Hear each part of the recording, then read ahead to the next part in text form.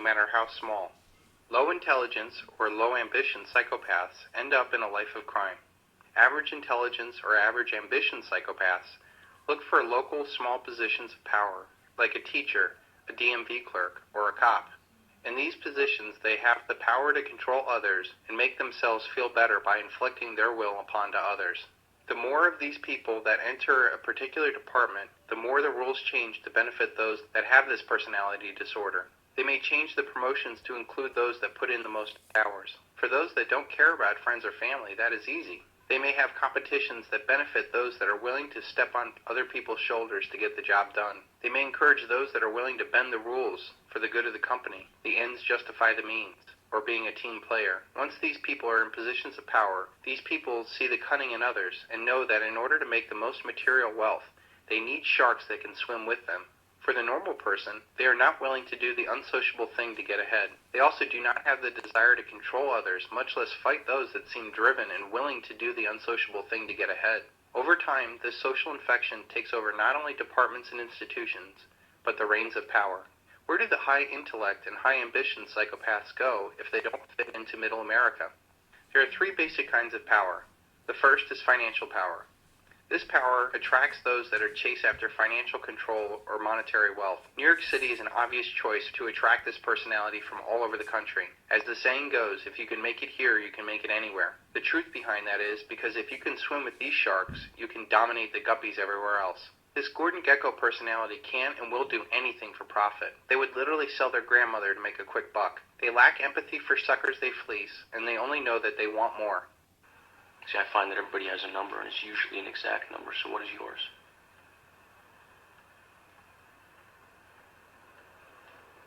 More. Each conquest gives them a rush or a high like a druggie. The money is never really the goal.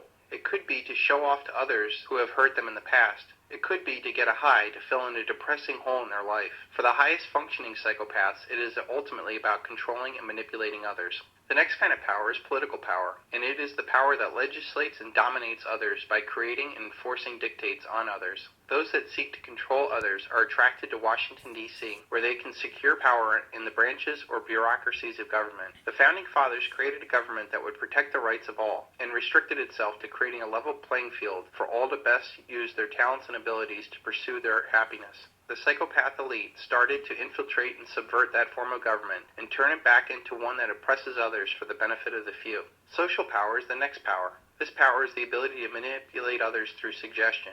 We like to think that we are free from outside influence, but in fact we are programmed by our socioeconomic status and conditioning. With the power of the media, it is possible to influence others simply by the images and ideas planted into our daily programming. They don't call it television programming for nothing. What's success for you in this campaign? What's success? Well, to win is one is the goal. That's not going to happen. You know, for absolute, or you want to bet your every cent in your pocket for that? Yes. This attracts everyone from the narcissist who flocks to Los Angeles in search of fame and fortune, to the psychopaths who want to manipulate and control others. This more subtle form of power includes predominantly the entertainment business in Los Angeles, but also the advertising and news business in New York. Increasingly, the computer and information technology in Silicon Valley, and also included in this social power. With this increase in infotainment, the failing social powers of academia and religion become less and less important. This power seeks to normalize psychopathic or unsocial behavior, which is evident in our increasingly lower entertainment standards. Look at every show on TV and the commercials that are run, and ask yourself if this elevates humanity or seeks to break it down to make us weak, pathetic, narcissistic, easy-manipulated consumers. The combined influence of these three powers gives rise to the final power, which we will cover later. The inevitable result of this devolution is that the true psychopaths that control the paradigm corrupt others to either follow in their path or become immune to the outrage as this becomes normalized. This negative feedback loop will not end until there is a societal crisis and the inmates run the prison into the ground through looting of the once prosperous system.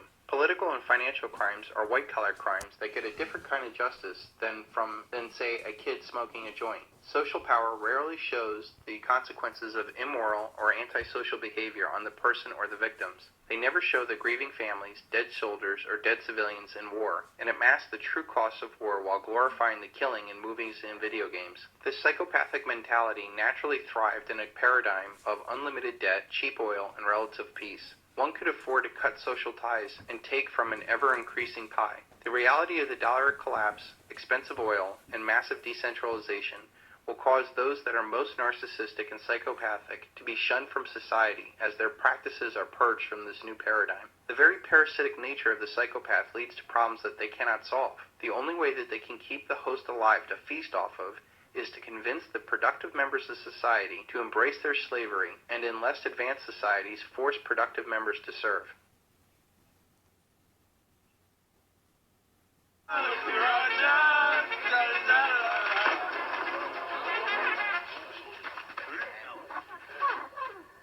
Guys, order another round, because we're staying here. What was I thinking going back to Ant Island? I mean, we just got here, and we have more than enough food to get us through the winter, right? Why go back? But there was that ant that stood up to me. Yeah, but we can forget about him. Yeah, it was just one ant. One ant. Yeah, you're right. It's just one ant. Yeah, boss. They're puny. Puny? Say, let's pretend this grain is a puny little ant. Did that hurt? No. Well, how about this one? Are you kidding? How about this?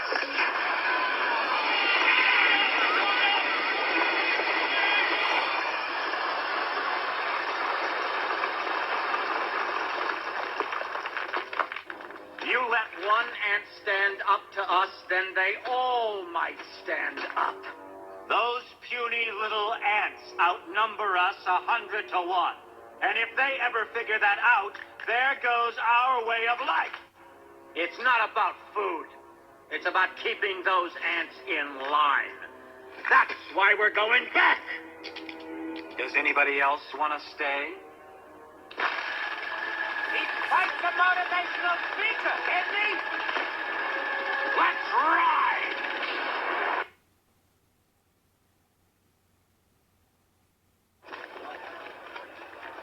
Okay, everyone out! Hurry! We're stuck. You want to see Tom? Whose idea was this? Huh? Was it yours, princess? Just get behind me, girls. It'll be okay. Leave her alone, Hopper! The bird was my idea. I'm the one you want.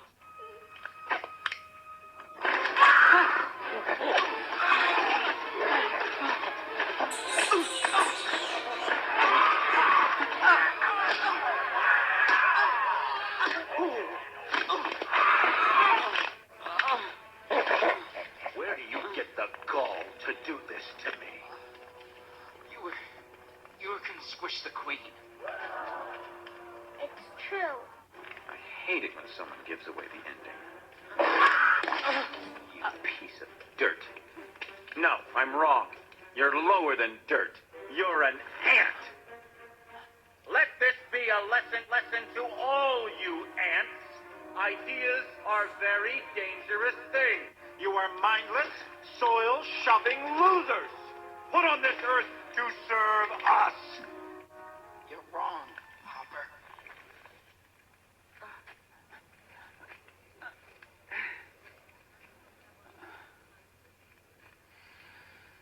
Ants are not meant to serve grasshoppers. I've seen these ants do great things. And year after year, they somehow manage to pick food for themselves and you. So who is the weaker species? Ants don't serve grasshoppers. It's you who need us.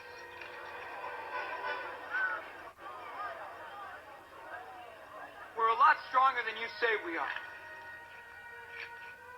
And you know it, don't you?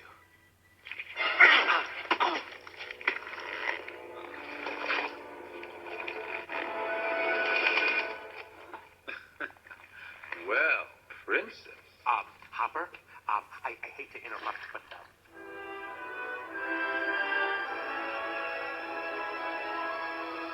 you ants stay back!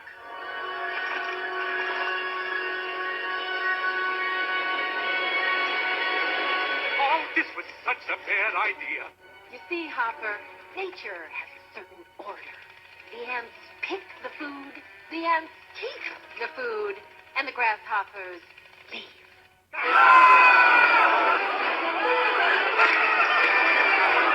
so proud of you, Slick. Where are you going? They're just ants!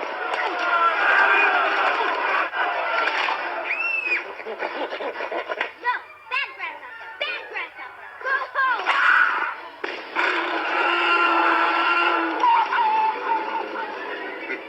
Yeah.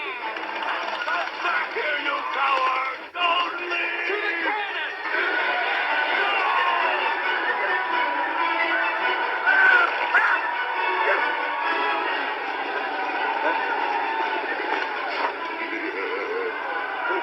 Happy landing, Hopper. The strongmen, the masters, regain pure consciousness of a beast of prey, monsters filled with joy. They can return from a fearful succession of murder, arson, rape, and torture with the same joy in their hearts, the same contentment in their souls, as if they had indulged in some student's rag. When a man is capable of commanding, when he is by nature a master, when he is violent in an active gesture, of what importance are treaties to him? To judge morality properly, it must be replaced by two concepts borrowed from zoology: the taming of the beast and the breeding of specific species. Friedrich Nietzsche. Our social power is taking great care to create images of psychopaths. While these are all true versions of malevolent psychopaths, serial killers, rapists, pedophiles, and murderers are extremely rare and have very few victims. There are more common psychopaths that prey upon our society that we need to be aware of. There are two different versions of primary psychopaths. The first is distempered primary psychopaths. These are the violent predators that do not respond to punishment. The second kind of primary psychopath is the charismatic kind. They are able to live the big lie. Next to primary psychopaths, there are secondary psychopaths. These secondary psychopaths are also categorized between the distempered and the charismatic psychopath. The distempered secondary psychopath is the risk taker, but it fears actually being caught. This distempered secondary psychopath is the risk taker that creates violence, but actually fears being caught. The charismatic secondary psychopath is able to tell the small lie and live with it. The common factor in all of them is that they are hurt or deranged people who seek control over others. They do not sense or care to sense others' emotions and actually get a high off of their antisocial actions. Despite what the media says, they exist in all cultures, races, and socioeconomic levels, very much like how left-handed people are dispersed throughout all levels of society. The media usually only has us focus on the lower-class violent psychopath to scare you. They never focus on the very real psychopath that is much more common. Just because they have a nice car and a nice job does not mean that you're not dealing with a psychopath. Psychopaths actually thrive in collective environments and are common at the top of most power structures, including corporate, government, and religious organizations. To the psychopath, the lie is their primary weapon. The lie is the justification in their head that they have the right to cause harm. The lie is what ensnares the victims. Lying is as natural as breathing for them. They have no physiological reactions when lying, like an increased heartbeat, sweating, or blushing. When caught in the lie, they just create more lies. There are different levels of psychopaths. The most common and benign form